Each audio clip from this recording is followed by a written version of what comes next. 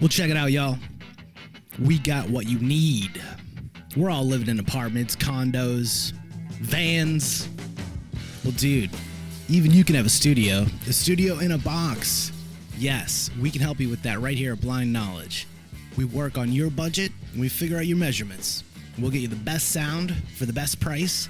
Let me know, 877-237-1143 or at blindknowledge.com. Yep. Specters all around me, living in stark, blazing the dark. One by one, pictures gather round me. Where those moonflowers used to lost no more. Specters gather round here, living in stark, blazing the dark. Night by night, stare into the black where moonflowers used to grow. Do you struggle with putting yourself first? Are you tired of feeling burnt out and overwhelmed from constantly putting the needs of others before your own? I have created a sacred space that will be available once a week for 10 weeks to learn, dive deep, and create your boundaries to boost your confidence and self-worthiness. Go to www.krista-luna.com and sign up for the Master Your Boundaries course starting in September 2023. And use the code PARANORMAL to get 30% off today on www.crista-luna.com. Welcome back to another episode of Paranormal Than Normal. Yes, I know, you're getting like 4 interviews this week. You're lucky listeners, I'm telling you. Well, watchers, I should say, because listeners are only going to get 2 a week. Sorry, that's the way it releases. But I'm your host, Jeremy, as always, here to try to bring a little normal into the paranormal. And does it ever happen? No. The paranormal is paranormal for a reason. But you know what? We tried, and A for effort. But to help me with that, as always, is my guest. And very special guest tonight. I love talking to. I've had a few of these on. I like talking to them. They're always interesting, and they always have good stories. My guest tonight is Monique Pliakos, and I might just mess that up, I don't know, but it's good. Who is a certified hypnotherapist and a certified stress management counselor, which I could use both. Shit, but I'm very happy to have her. So first things first, though, how are you doing tonight, Monique? Thank you so much for having me. I am well. How are you, Jeremy?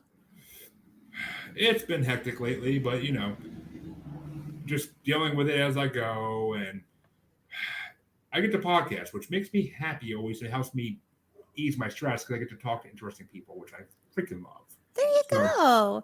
And maybe if it's helpful, just take a moment, take a big, deep breath in through your nose. And as you exhale, just release any tension, stress, anxiety. Let it out, let it go, because you don't need it. Amen. Yeah. Anyone listening, you want to do that? It helps. It might not seem like it, but it does. It truly does. And my Reiki counselor / life coach who advertises on my show does it makes me do that too. And it's just I learn to do it every day before I wake up in the shower and when I wake up and I gotta get in the shower, like do it in the shower, make the roots go through your feet and touch the soil. Well, think about it. It's how often do so many of us just go, and we never really take time for ourselves. And something as simple as just taking a big, deep breath. It only takes a few seconds, but you're doing it. You're giving yourself that moment just for yourself. Exactly. I like that. And well, let's get this episode started though, because it is a double feature tonight. Watchers, I should say. So you'll see me twice in a row. You get to see me for 2 hours straight. I know, aren't you lucky? But first question I ask everybody on the show, as my listeners know, Monique, what got you into this paranormal, supernatural field you're in? Spiritual field, I guess you can call it, for what you do more than anything. But what got you into it? That's a loaded question. I'll try to say it as quickly as possible because we only have so much time. But basically, ever since I was a little girl, I've been connected with nature. My best friends were trees and rocks. And I would see, it was like these white kind of sparkles with this kind of like whitish translucent mist. And I would see, and what I've learned is I was seeing fae, I was seeing spirit, but I would just see these sparkles and I would feel their energy. And I've been an empath my whole life. I was a little girl. I'd always like want to hug people. I could just tell who needed a hug. I would, go to the nursing home where like my Grammy was, and I'd give like massages to them and, just try to make them feel good. I've always been into healing and nature. And when I was 19, I was you're from Mass. I'm originally from Mass. Newberry Comics. I'm sure you know the store. Yes, I do. They had a Rider-Waite tarot deck display, and something was just pulling me to it. Like, go to that, look at that, check that out. So I did. And I got myself a tarot deck and I started doing readings. And I remember some of the people I would read for got really freaked out. And it was because they'd be like, how do you know that? Who told you that? And it felt very accusatory. So I got really defensive and I'd be like, it's not me, it's the cards. Don't get upset with me. And it took a long time. Being an empath, I got into a few abusive relationships, and it took a really long time. I found my husband. He's a former professional wrestler, and we met because I wanted to learn how to do professional wrestling, and that's how we met. But he just allowed me to be me. And after being with him for so many years, I finally felt like I'm like how like you kind of let like a little bit more of yourself out. I was starting to let more of my woo woo out. And I was, so I'm so fortunate to have such a supporting husband, and everything supports me 100%. So I started reading tarot again. I started making organite, and we were watching a documentary called Flipside, Journey into the Afterlife, about Michael Newton, talking about past life regression, a life between lives. And I'm watching it, and it's like this spiritual light bulb just went off. And I felt something inside, like, this is what you're supposed to be doing. Because I knew like reading tarot and making organite, I just want to help people.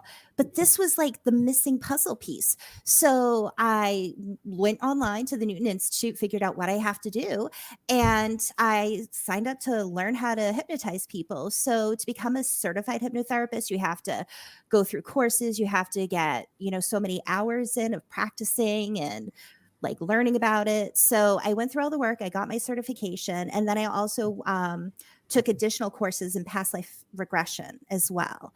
And I love doing it, but I found that I'm really more into the spiritual aspect. I'm really more into helping people find out what they really need in life, how they can better themselves, how they can relieve their stress, relieve their anxiety, and find like what they need, as like what does their soul need, and work on finding that.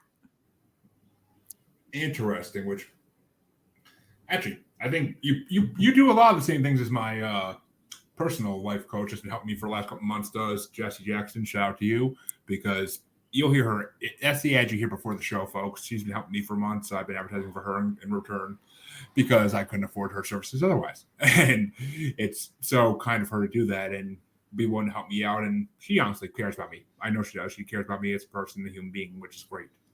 And that relationship is something I needed just to help myself get out of the funk I was in for a long time. But I've become a better person because of it, and I thank her.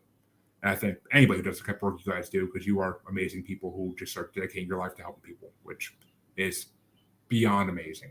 But that's the same reason I do this podcast, but of course I can't help people the way you do. So, but and I just want to throw out there, I think it's awesome. Like, I love supporting other hypnotherapists because I'm not for everybody, right? But it's like, if I feel like I'm not the right person for you, or someone feels I'm not the right person for them, it's good to have like so many other people, because there is somebody out there for them. And it's just a matter of finding the right person to work with you. So I think it's so important too. Like, I've seen on your show, you have multiple different types of hypnotherapists come on. I think that's awesome, because spread the word. If this person's not right for you, maybe this one is. Exactly. Every hypnotherapists are the same as same as regular therapists. They're the same as doctors. You need to find the right one for you as a person. And they might not. They all have different attributes. They all have different beliefs, and find the one that matches for you. That's the simplest thing. And I will showcase anybody in the show who is in the paranormal, spiritual, supernatural world, and I'll showcase them and let the world know more about them because that's my purpose. I've been told by mediums before, so I'm gonna roll with it. Yeah, you're like the conduit, bringing people together. I mean, over 3,000 plays can't be wrong at this point. So I'm doing something that people want to hear, apparently, and and I'm helping get names out there, which I love, and it gives me purpose in this world and gives me a path forward in a way. So I like doing it. It gives me purpose, basically. I can't say more than that. But second question I ask everybody on this show. Actually, first things first. Your husband's an ex-professional wrestler. Anybody we would know? Like, did you ever get like any of the big networks? He did a couple things for WWE, but not like big stuff. I don't know if he wants me talking about it. I mean, can you say his stage name at least? Alex Arion, the Golden Greek Alex Arion. So he did a lot of stuff. Steve Bradley, who was, he had WFA up in New Hampshire. He was best friends with Steve, and Steve was in WWF for a while. And I believe that the three of them roommated with Kurt Angle for when he first came in, which was really cool. I was going to say, Steve Blackman? Is that? No, Steve Bradley. So they when they still had more of the territories back then, he was in Puerto Rico quite a bit. Oh, okay. Yeah, I know they had a Puerto Rico territory at one point. Yeah. All right. Well, I mean, I have a lot of wrestling. I know a few wrestling fans who listen to my podcast. So if you guys remember him, then I mean, my WWE watching was here and there throughout the years because I watched when I was a kid and I watched in college and after college for a while. But there was always eventually I got tired of it and or just became too much in a week and I stopped watching. Yeah, I mean, I watched as a kid and I'm like, I remember I went to my dad and I'm like, I want to be a professional wrestler. And my dad is a retired police officer. So when they came to the little auditorium, he would go, he'd see them all backstage. He'd hang out with them after. So he would kind of get to know them. He'd be like, no, girls don't wrestle. And so I was like, oh, okay. And then I was in a car accident and got some money and I just wanted to do something for myself. So there was the Chaotic Wrestling School. It actually was, now I'm blanking on it because I have to actually think, what's his name? I'm blanking, but it was a wrestling school and I went there and I learned how to wrestle and then they would have shows and then Alex happened to be there and that's how we met. Wow. And a former professional wrestler on my show. I love it. I didn't wrestle. I did ring girl and then I did valet with him. So I was his valet. Hey, valets are wrestlers. They get clotheslined by other valets and stuff all the time. Well, we were supposed to have a mixed tag match. And then right before, like a few weeks before I found out I was pregnant. So I was like, I'll still do it. Yeah, I'm happy they didn't let you. I'm happy they didn't let you because that could have been very dangerous for the unborn. And we promote life on this podcast in every form. So I am very happy they didn't let you do that because that could have been dangerous. But no, I stood off to the side. But hey, in my mind, valets are just important. Valets and managers are just important as wrestlers because some of the best wrestling moments in my life were because of managers like Paul Bearer and Lita and other female wrestlers, Trish Stratus, other female wrestlers who were managers over time, like Sunny. Oh, Sunny. Killer Kowalski. That was the school, by the way. Killer Kowalski. Oh, my God. Killer Kowalski is a freaking legend. So, damn. All right. Oh, respect. Because I've heard wrestlers say his school is freaking hard to get through. So the Chaotic bought in. They were working with him. He was training. I signed up, and that's right when he got sick. And so I didn't get to work with him. So I was a bit disappointed. I was kind of sad, and then he passed. So that was a bummer. But it was really fun. I mean, it was hard. I'm sure, but the only name that was ever as synonymous as Killer Kowalski in training, of course, was the Heart Foundation training school. But geez, oh my God, that's just. I mean, you weren't in Canada, so that's a whole nother story. The dungeon, yeah. Well, I mean, as much as I'd like to talk wrestling all night, but this isn't a wrestling podcast because I couldn't do that because I don't watch current wrestling. But all right, let's get a little back on topic here. The second question I ask everybody is, have you had any experiences with any paranormal entities, whether it be spirits, ghosts, extraterrestrials, cryptids? Take your pick. Many, many, many experiences. My husband and I actually have done paranormal investigations. We like to go around different places in New Hampshire. And we actually, for all the times we've done it, we only had one experience up in Bethel, Maine, where we actually were able to get in contact with a spirit. And I like to use dowsing rods. I was using dowsing rods, and we found out it was actually the owner of the inn. It was her husband who passed away. And he was just, hanging out, looking out for her, watching over her. And I could feel his love for her. And it was so beautiful. I just started crying. But yeah, actually up where we are in New Hampshire.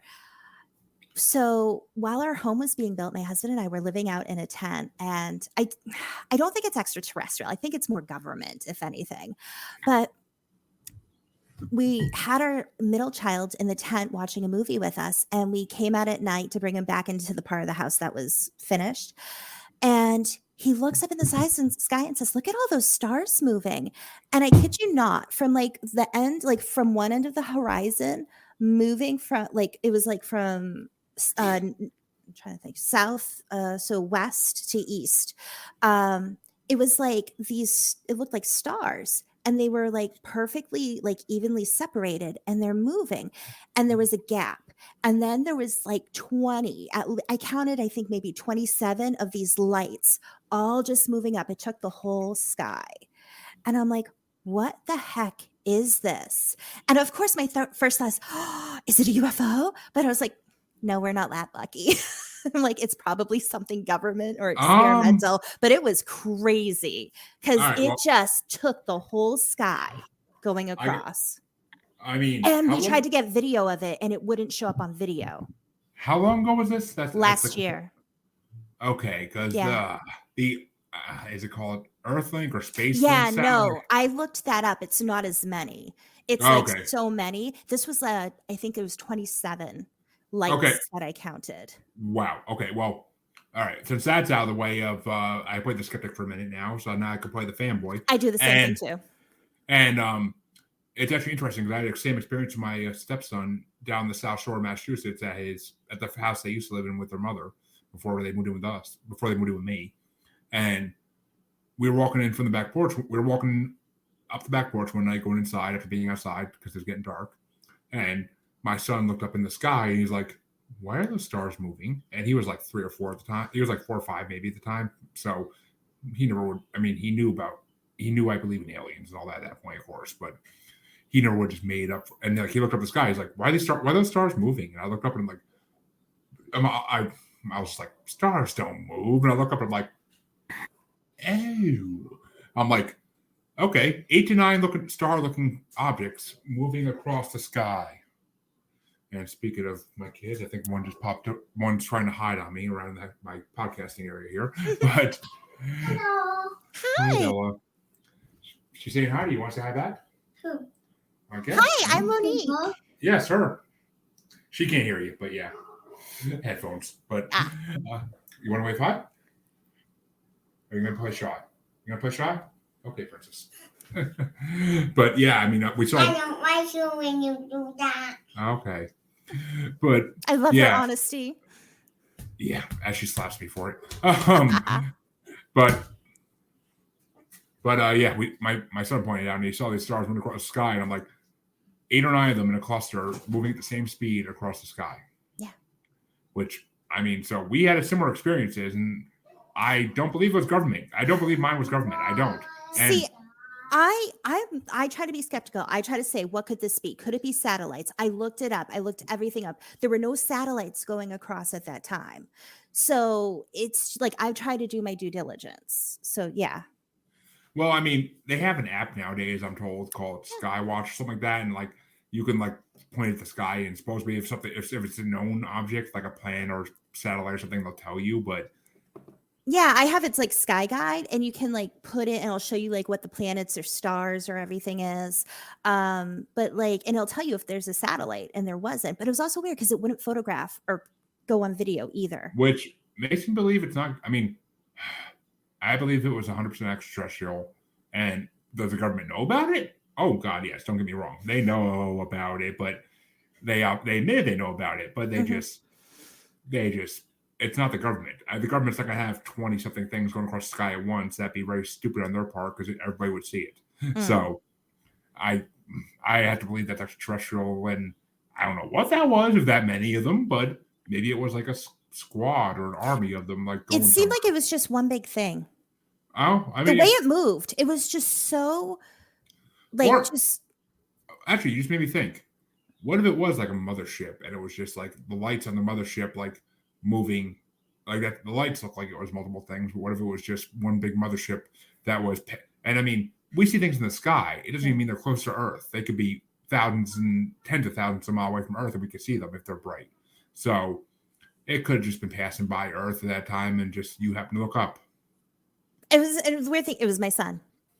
Well, I'm always looking up, but this time I was like, getting the flashlight because we're out in the woods. Got to make sure there's no bears, Oh, trust me. I live in Massachusetts and I have dogs. So going out at night, it's like, please don't let there be a bear. Please don't let there be a fish or cat. Please don't let there be coyotes. Like, it's like the list is endless. Every time. It's like you usually see deer. We've had some bobcat, but it's always like looking around like, okay, any animals first, and then is there anything like weird, creepy, elementals, spirits? Like, what's going on?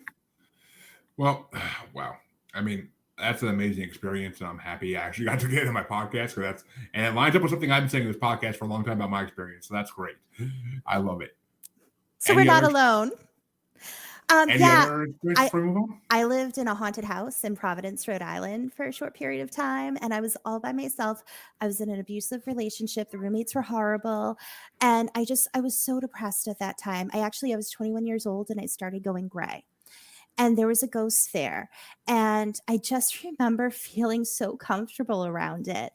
And I'm watching John Hughes' 16 Candles all by myself one night. There's gunshots going off, like you can hear out in the distance.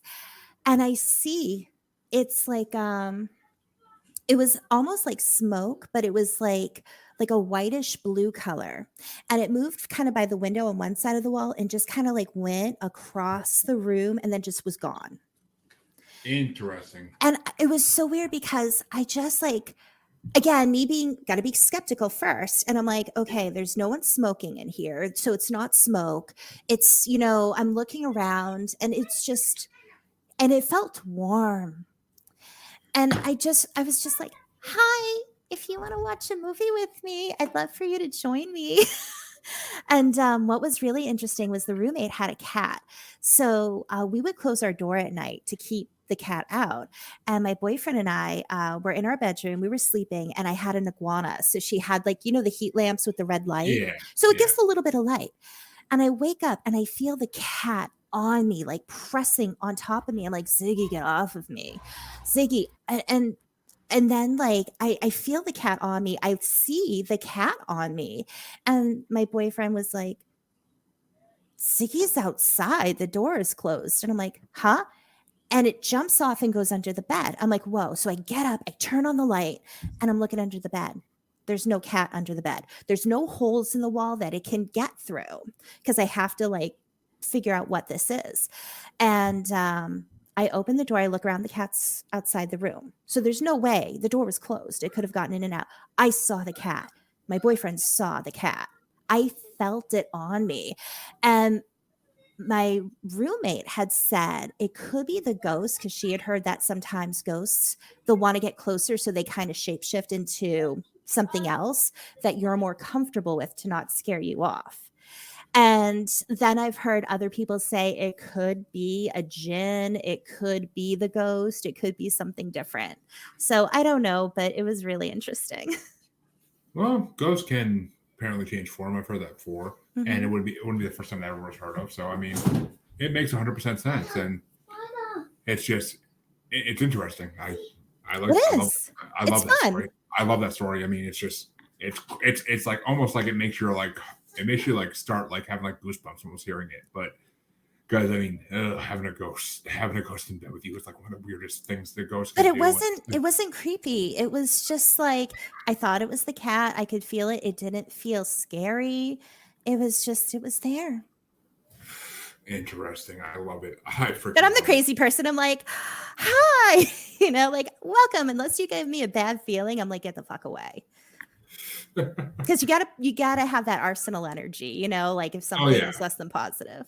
Yeah, every paranormal investigator I had in the show who moves spirits onto the next realm says you have to have a defensive energy about you. Otherwise, some of them get angry and try to attack you personally. Mm-hmm. But, well, let's get into your hypnotherapy a little since Yeah. we're already 23 minutes in and we haven't even touched it yet. But I love it, so it's fine. So, how do you make hypnotherapy work for you? Because every hypnotherapist has a different answer to this question. So when I do hypnotherapy, I have a process for myself. First, I like to ground myself. I like to get really grounded. I talk to my guides. I ask them to assist me. I ask if it's within my highest good, and my client's highest good, that our guides talk to each other, and my guides will connect and tell me how I can best help them. I like to pick out crystals. So I have certain crystals that I use that like a lot of protective crystals, just because when you're working with energy, I like to err on the side of caution. And so I get crystals and I'll get feelings of I need this crystal or I need this crystal. So whatever I feel I need, I bring with me, and I cleanse my office, I cleanse my area, I cleanse everything. And when I hypnotize people, I like to get into a meditative state as well. So that way I feel more connected with the person so I can better guide them. My style is more slow and calm and relaxed because I want people, they're doing work.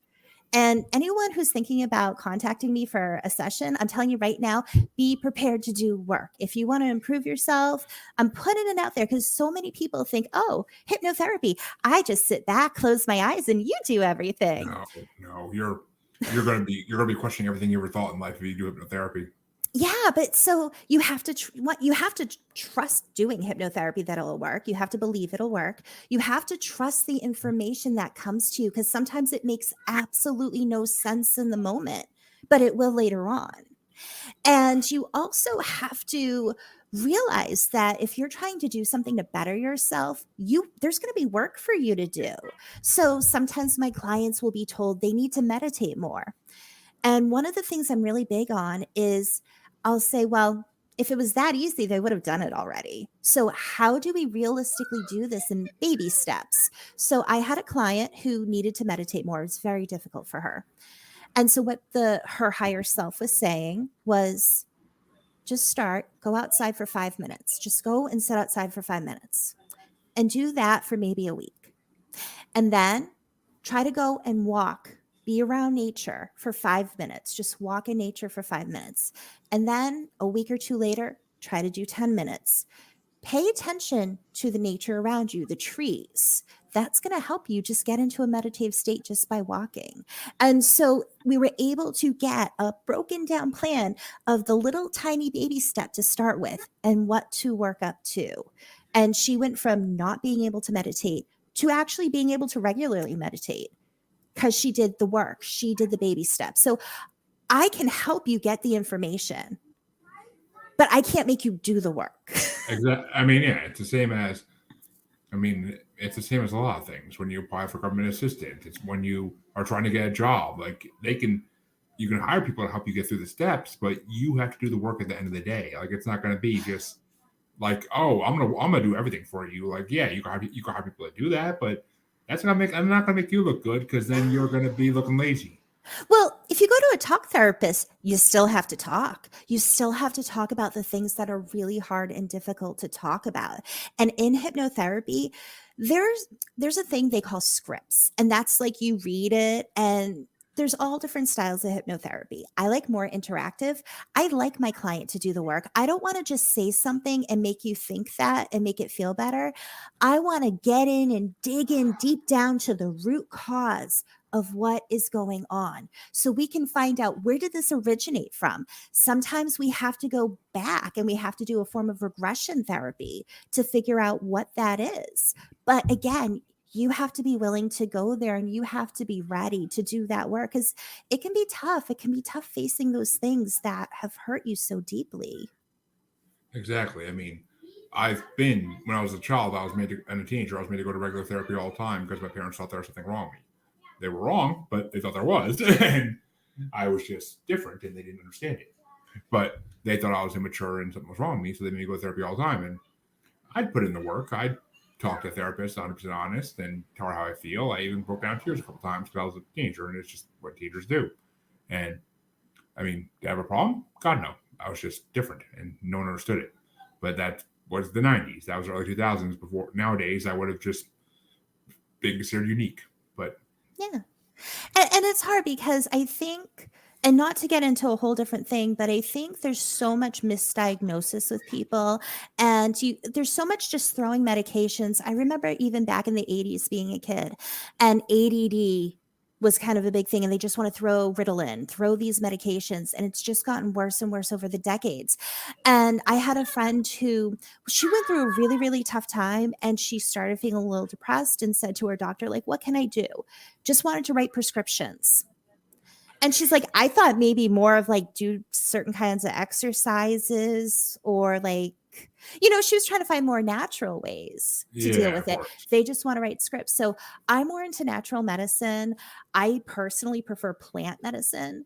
I prefer mental medicine, because our mind is so strong and so powerful that even like using hypnotherapy or just the power of thought, you can control your body. You can change things with your body.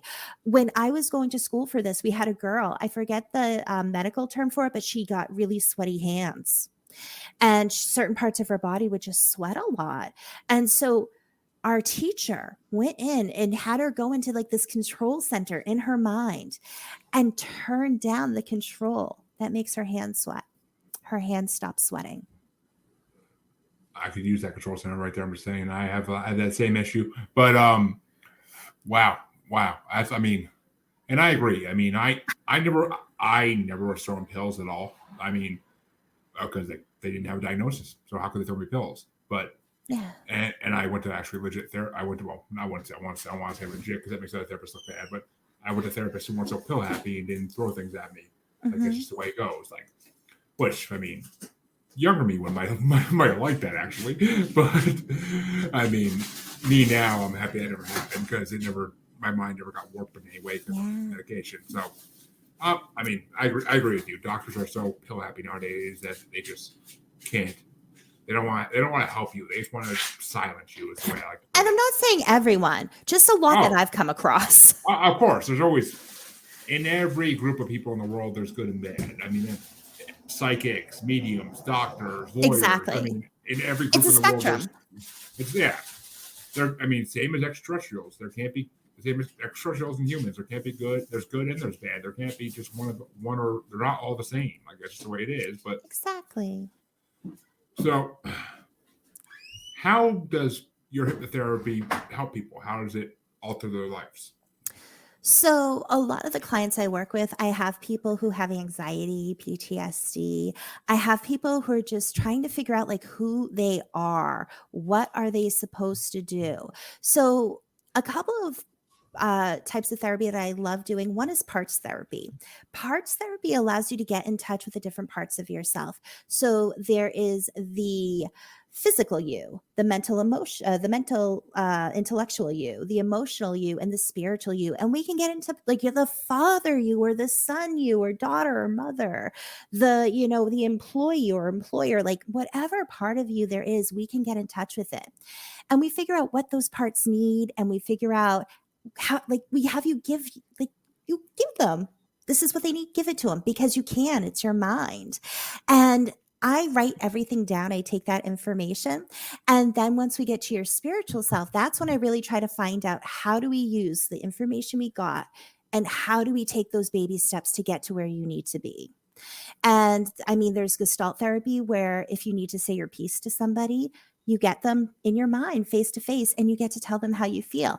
And then you get to be them, and you go back and forth and have a conversation. And at the end, if there's something where there's an issue of forgiveness, I'll ask, will you forgive this person? And if they can't, can you at least let it go? Because it's, for them, it's for their benefit. Because not forgiving somebody is like drinking poison and expecting the other person to die. You're the one holding on to that. It doesn't condone what they did. It doesn't mean that what they did was fine. It's just saying you don't have to carry that hurt anymore. You can let it go. You know what happened. You can let it go. And I just love, I have a dragon connection I love doing because I work with dragon energy, and I love having clients connect with the dragons that are working with them, and they get to meet these dragons and they get to have fun with these dragons and figure out how to connect with them on a regular basis. So there's all different ways that hypnotherapy can help people spiritually, physically, mentally, emotionally. I mean, I agree. As someone who I never thought, I mean, I've interviewed plenty of Reiki professionals on my show before, but I was always skeptical about it because it seemed like woo-woo stuff to me before I did the show. And even as I did the show, I still kind of doubted it a lot of times. And now that I'm working with a Reiki professional myself, it just, I've seen the effects. I feel her touching my energy when she's doing it. And even though she's in another part of the freaking country. So I 100% believe it now. And energy healing is real. Reiki is real. I have no doubt in my mind. I felt it on me. Yeah. We just met last week, and we haven't met in like a month because she was sick and other issues, and just because this is the way it worked. But I was having such a dark month financially, mentally. Like I was so down that I just had really dark thoughts I don't even want to talk about. But within a session, they were gone. They were freaking gone, and it just was beautiful. Like I mean, my kids and my wife, like, they deserve to have the best part of me. And when you have dark thoughts, your family can get the best part of you. And I urge anybody, if you're having dark thoughts, seek help, whether it be paranormal or regular help, seek it. Both work, and both will help you. And I just want to say, like, I tell people it's okay to feel your feelings. If you're feeling really low, if you're feeling really bad, you're upset, you're hurt, whatever it is, it's okay to feel that. I hate when people say, oh, well, you shouldn't feel that way. Like, F you. Like, don't tell me that. But what you can't do is linger in it. Start to think about, why am I feeling this way? What is causing me to feel this? And is it something I can change? Is it something I did that I can change? Is it something somebody did to me that I can improve and make better and turn it around and make it a positive learning experience? Is it something that I have to work on to start feeling better? Is it something I need help with to feel better? But really take a look inside of yourself and process it. But again, it's doing the work. You have to do that work. Yep. And I'm also, go on. I just want to say, like, my life coach / Reiki worker sends me home with between sessions every 2 weeks. She literally sends me homework to do, like personal homework. Like, think about what you want to do in life. Think about why you feel this way about certain things, and or what characteristics and what qualities define you in life. Like, just stuff that makes you think deep about yourself that you may never thought that way before. I mean, I thought that way before because it's not my first trip with a therapist. So I've answered these questions before, and of course they change over time, of course. But so, I mean, it's homework. It's homework. It's like going to school. It's not as bad as going to school by any means, but it's like homework. I mean, but it's unlike homework at school. It actually is for you.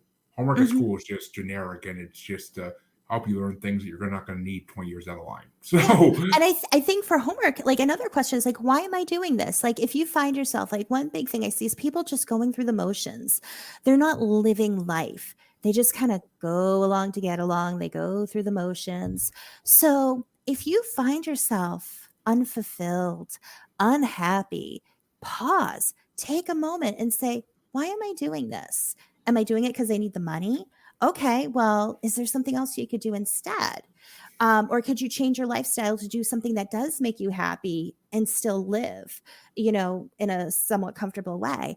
Are you doing something because you feel you have to? You feel guilted into doing? Look at what you're doing. And if it doesn't bring you joy, say, why am I doing this? And have a serious conversation with yourself as to how you can change things to bring happiness. Exactly. But I've seen on your sites that you use something called, and I might pronounce this wrong completely, but organite. Yes. I So said I right. make organite. Yay. Yeah. So I love making organite. My husband actually first told me about it. And basically what it is it's usually resin or beeswax with shaved metals because you want it layered, and you have clear quartz inside. And what happens is as the resin hardens around the metals, it basically, quartz is piezoelectric. So it can generate electricity with heat and pressure. So they use it in like computers and sonar and watches and everything. So it puts down and creates a little electrical impulse in it. And what it does is it neutralizes harmful energy, harmful EMFs. And I use shungite in everything because I love shungite. I get mine only from a few sources. Derek Condit from Mystical Wares is one of the people I get my shungite from, but I have some here. So I make my own pendulum. I make pendulums. So for anyone, this one has turquoise, selenite, Herkimer diamond at the bottom. Pre-nighted has copper inside. There's a copper wire clear, pointed clear quartz inside. I love making dragons because, like I said, I love working with dragons. So I have a couple cool dragons that I make. I'll try to get it a little closer. And it's hard because I feel like the pictures don't really do it justice compared to actually seeing it in person. But I'm just gonna say my wife loves dragons, and if I can get her one of those, it would get me great karma. Yeah, I mean, so I sell them on my website. If there's something specific that you would like, just let me know and I'll try to make it. Sorry, it's hard. It's the opposite direction of my camera. No, they're showing up perfectly on camera. Okay, great. So I make my organite.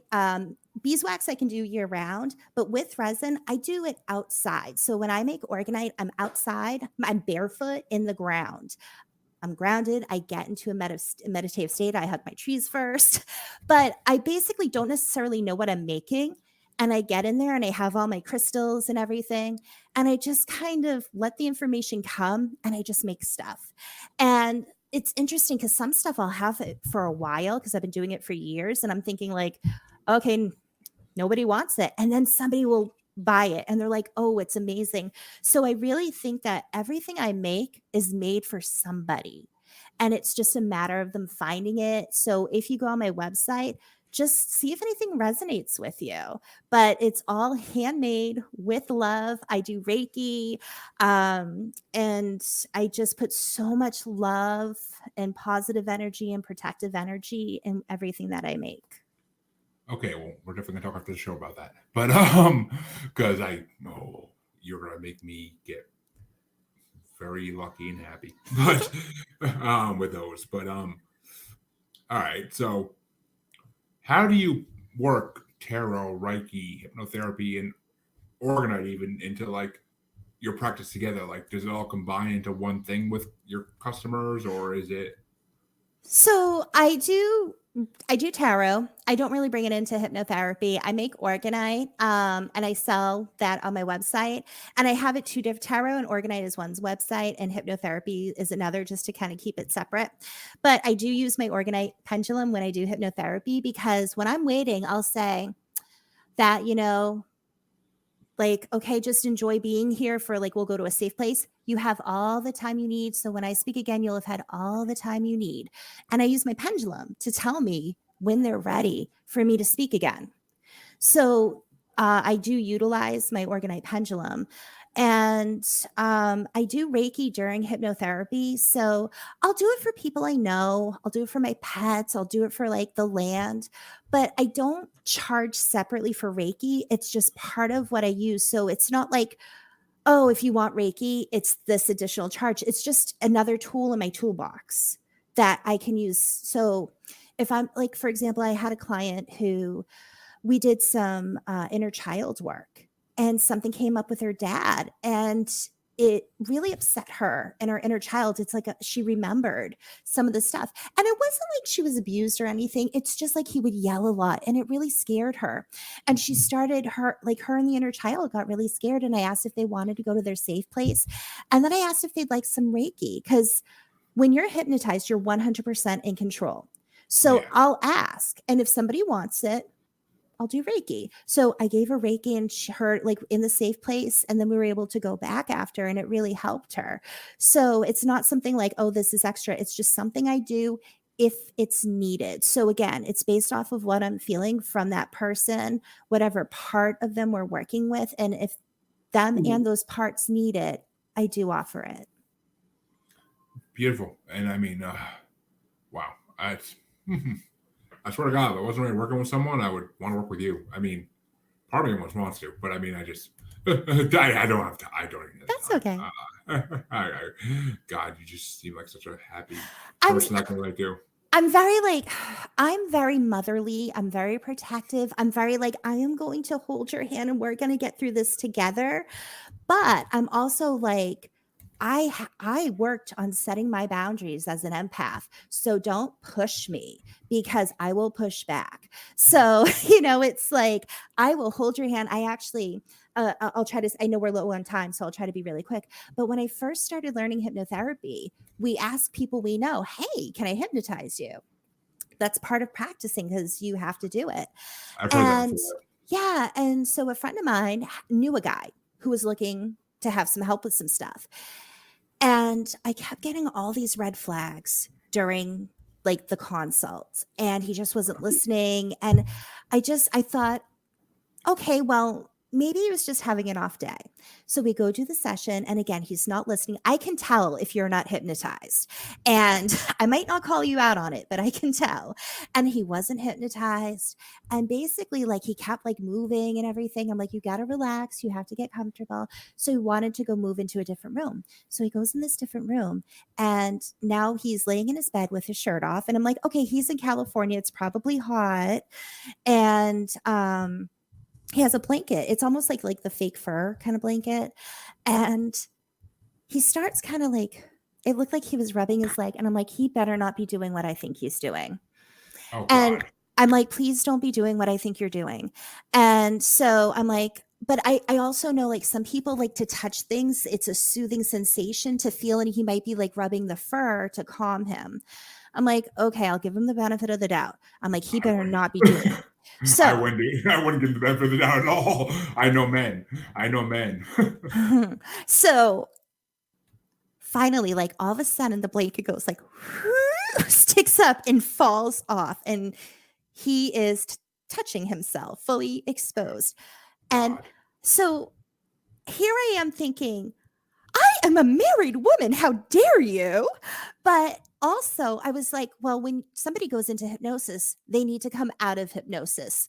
And I'm like, and I was like, no, I will take him out. I said, I'm going to count from 1 to 3. And when I get to 3, you're going to be out of hypnosis. 1, 2, 3. And I said, that was so rude and so disrespectful. And I will never work with you again. And I hung up.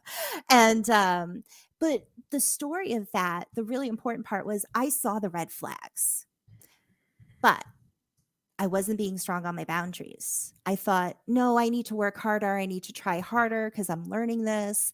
And that was the great universal teaching. That was like, no, honey, you have to have strong boundaries. And if anyone seems to cross the line with anything or makes you feel uncomfortable or something is off, you stop it then and there. And so that's why like I am so protective and loving and I will help guide you and I will hold your hand and get there. But I also have strong boundaries. And that is one of the reasons why. And you should, because I mean, I'm a married man, so I don't say this slightly, but you're an attractive woman. So I mean, men will take advantage of that because men are horrible, despicable creatures. And I, as a man, I can say that.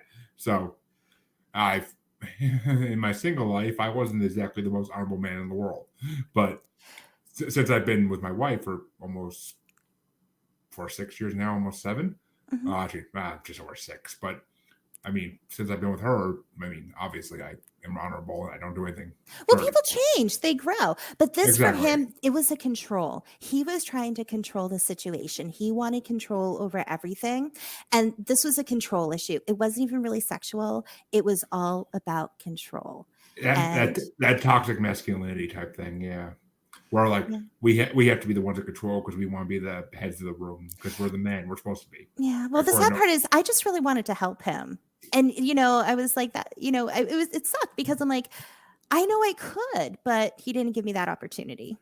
No, and I mean, if someone's if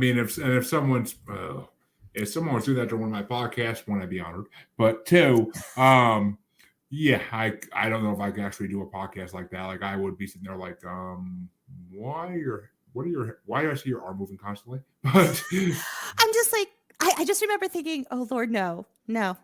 See, no. and the fact, and it's I knew, but I didn't want to admit it. And the fact that he was brazen enough to show the blanket on camera when he could just have the camera up higher and not showing it. Like he knew what he was doing. It was control. Yep.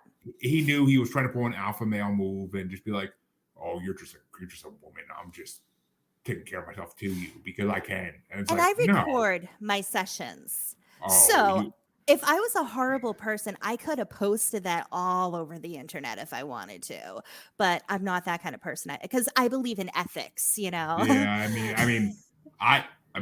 yeah, you don't want to do that because then everybody, then that might tell future clients like, oh, if I do something to displease her, she'll do that. But, well, I believe in karma, and I feel like that was the universe teaching me a lesson. And it did. I took it as a learning opportunity. And so I take it as this is something for me to learn from and have a laugh about it. And at the end of the day, I truly wish him well. I hope he gets the help that he needs because, at the end of the day, like people make mistakes and they're not always in the right place mentally and they don't always do the right things. So, I don't hold a grudge. Let me ask you this. How long ago was that out of curiosity? That was like 3 years ago. Okay, so either he better have learned his way, or he's probably in prison by now for public. What the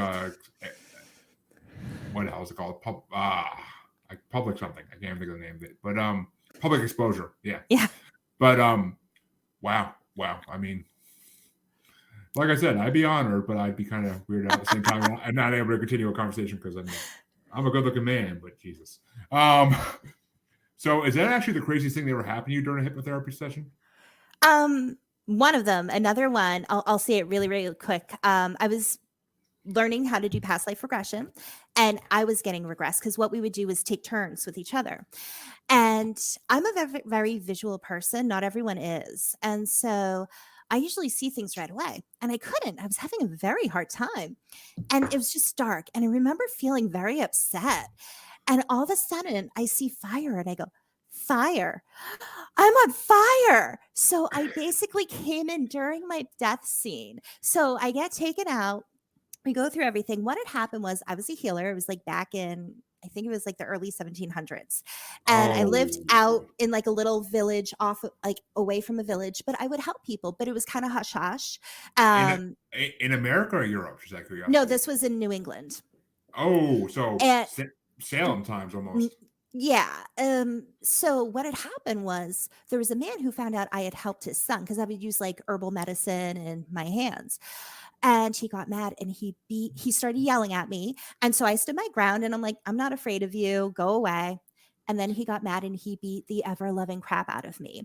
He beat me to a pulp. And what had happened was after I was unconscious on the ground, he went outside and set my house on fire with me inside.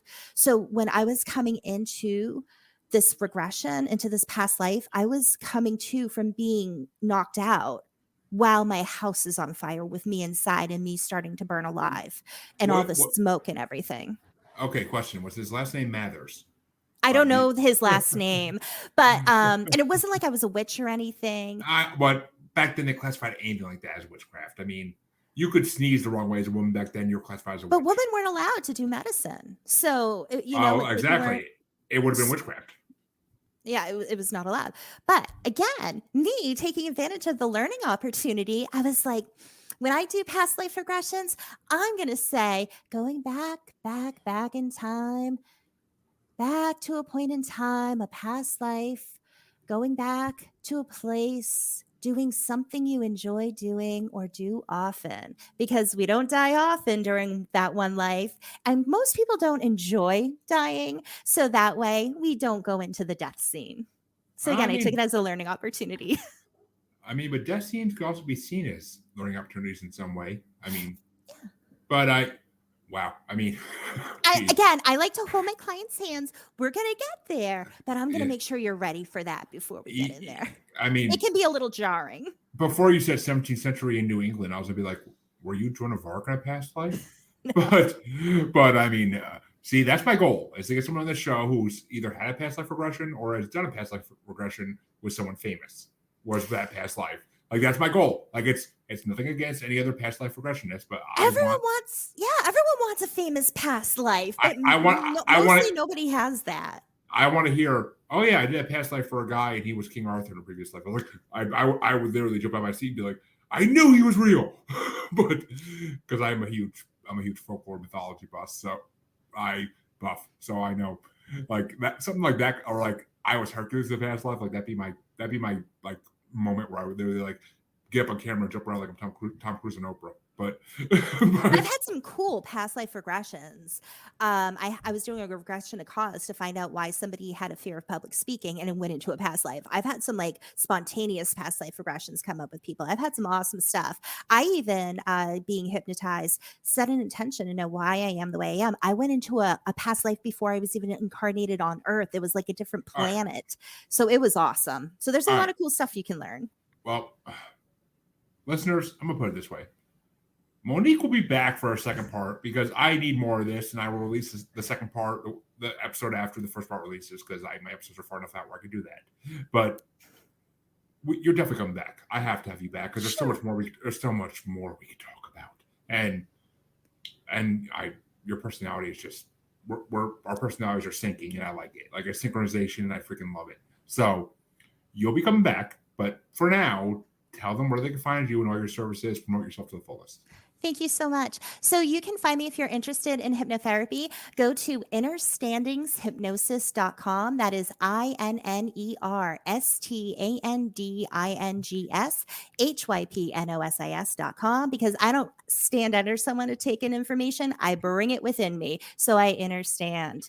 If you're interested in Organite or a tarot reading, go to tarotbymonique.com. And I also do group hypnotherapy sessions. So if you're interested in hypnotherapy, but you just want to dip your toe in it, or a regular one-on-one appointment is too much for you, these are a fraction of the cost. They're usually like, $30 to $40.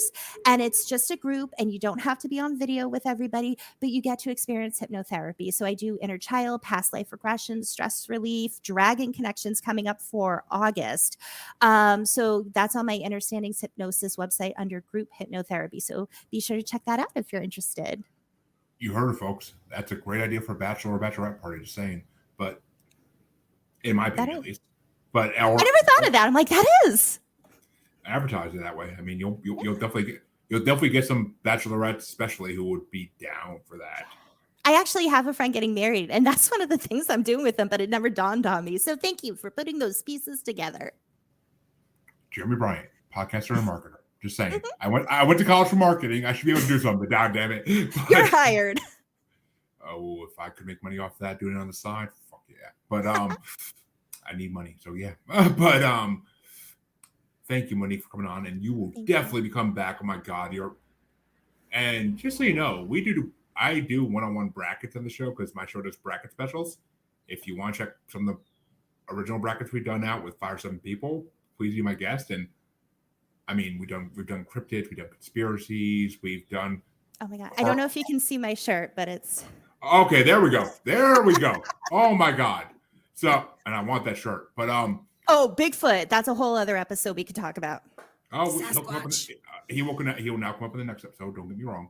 So, if you want to do, I'm gonna send you a list. If you want to do some of these one-on-one brackets, I could definitely think you'll be fun to have on them. So.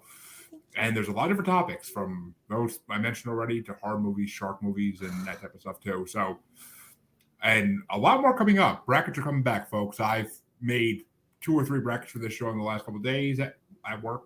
I told my boss, and I will be making more coming because I have a lot of movie brackets coming. I have coming up Paranormal New Normal in the next couple months for watchers, because by the time this releases, the first one will already be released, hopefully. We're going to be doing a 3-part bracket of the top monsters and creatures of all time, from mythology, movies, and everything else. So, pop culture, stupid motorcycles, pop culture, mythology, folklore, everything. It's 107 creatures broken into 3 brackets. So it's going to be a fun time. And hell, Monique wants on the first ones, wants on the group ones too. I am down for that because she seems like a fun person. And my parents used to own a video store, so I know about movies. So there you go. And as long as you don't hate Star Wars, we're good. But absolutely not. ooh, okay. No, I don't hate Star Wars. Yeah. Oh, okay, good. We'll be talking. We'll definitely be talking. But and just for my listeners know, I'm also on a show called Bracket Bastards, and I think Monique might be good for that show too. It's definitely pop culture based, but I'll shoot you a list of those that are coming out too that you guessed, and maybe you want. I'm sure the host of it, Freddie, would love to have you on one. We always say we need more female presence on there, so yeah, definitely down to see that come. And other than that, thank you all for watching. Thank you all for listening. Thank you, Monique, for coming on. I think I just made a possible friend. And we'll see. You'll see Monique in the future on the show. I guarantee it.